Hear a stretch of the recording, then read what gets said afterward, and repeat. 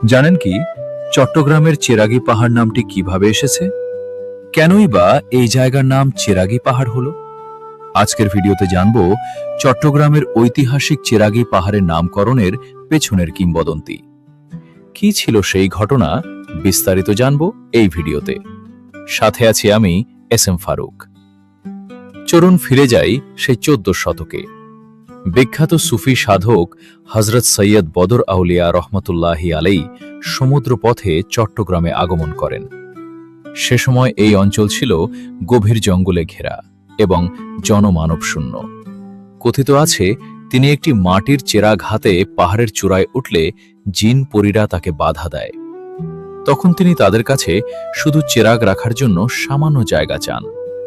রাতে তিনি সেই চেরাগ জ্বালালে এর অলৌকিক আলো ও তেজ জিন পরীরা সহ্য করতে না পেরে স্থান ত্যাগ করে।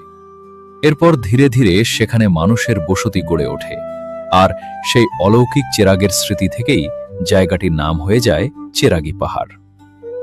বর্তমানে চেরাগী মোড়ে আর কোনো পাহাড় নেই, তবে ইতিহাসের স্মারক হিসেবে সেখানে একটি চেরাগ আকৃতির মনুমেন্ট স্থাপন করা হয়েছে। আজ চেরাগী পাহাড় শুধু একটি ঐতিহাসিক নাম নয়, এটি চট্টগ্রামের শিল্প, সাহিত্য, সংস্কৃতি ও মুক্তচিন্তার অন্যতম প্রাণকেন্দ্র। এমন আরও ইতিহাস জানতে ইউটিউব চ্যানেল ও ফেসবুক পেজ ফলো করুন।